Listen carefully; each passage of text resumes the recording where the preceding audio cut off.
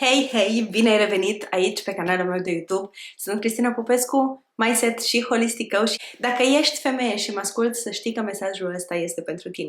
Astăzi am decis să vin la tine și să-ți spun cât ești de specială, să spun că ești frumoasă, să spun că ești frumoasă exact așa cum ești, cu cicatricile tale, cu zâmbetul tău, cu ridurile și cu vergeturi. Și cu corpul tău care a trecut prin nașteri, și cu corpul tău care a încercat să facă copii și nu a reușit încă, cu corpul tău care a fost abuzat și agresat, cu corpul tău de care ai avut grijă, cu corpul tău de care ai fost prea obosită și prea deznădăjduită să mai ai grijă. Tu ești frumoasă exact așa cum ești. Ești frumoasă pentru că personalitatea ta este frumoasă. Ești frumoasă pentru că ești iubită, pentru că ești specială. Ești frumoasă exact așa cum ești.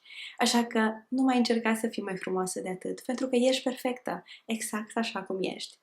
Și vreau să-ți mai spun că ești puternică. Dacă nu ai fi fost puternică, nu ai fi fost aici, nu ai fi ascultat video de astăzi. Ești puternică pentru că, indiferent ce a fost în viața ta până acum, ai reușit să treci peste. Ai reușit să zâmbești și să spui că ești bine, chiar dacă ai plâns, chiar dacă inima ta a fost frântă în mii de bucățele. Ai reușit să zâmbești, să te ridici și să mergi mai departe. Și hei, mamă, tu ești puternică. Dacă ești mamă astăzi și ai reușit să ai copii, ai reușit să, poate că porți un copil în pântecele tău, poate că ții în brațe un copil mic sau ții în brațe un toddler care nu are stare, sau poate că îți educi copiii un pic mai mari, sau poate că plângi pentru copiii adolescenți, sau poate că ți-e dor de copiii tăi gata crescuți. Vreau să spun că ești frumoasă, ești puternică și ești specială. Și vreau să-ți mai spun că meriți. Meriți tot ce e mai bun și tot ce e frumos. Meriți să fii fericită, meriți să fii iubită, meriți să aibă cineva grijă de tine și acel cineva ești tu. Meriți să-ți iei timp să te odihnești. Meriți să-ți iei timp să ai grijă de inima ta. Dacă îți vine să plângi, să plângi. Dacă îți vine să râzi tare, cu toată inima. Dacă îți vine să te duci și să fugi tare și să te ascunzi și să fii singură pentru o vreme, să te reîncarci, meriți să faci asta. Meriți să îți spui soțului tău să te lase să stai singur o vreme. Meriți să le spui celor dragi că ai nevoie de timpul tău, de spațiul tău, de intimitatea ta. Meriți să fii luată în seamă. Meriți să fii plătită pentru munca ta. Meriți să fii prețuită. Meriți să fii în siguranță. Meriți să spui nu.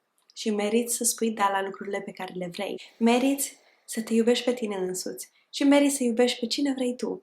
Meriți să-ți iubești copiii și meriți să-ți iubești familia și meriți să le spui nu.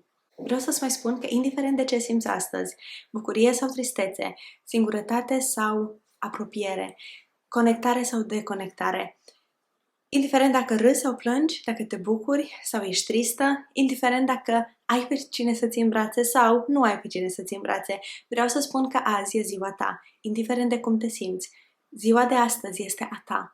Așa că te încurajez să te ridici și să stai în picioare, să râzi tare dacă îți vine să râzi și să te bucuri de fiecare moment. Pentru că viața e alcătuită din momente frumoase și mai puțin frumoase, dureroase și de bucurie. Viața e alcătuită din tot ce e bun și rău și între, pentru că viața se întâmplă câte o bucățică pe rând. Și exact așa ca și o mâncare bună, viața e alcătuită din mai multe gusturi. Astăzi vreau să spun încă o dată că ești frumoasă, ești puternică și meriți.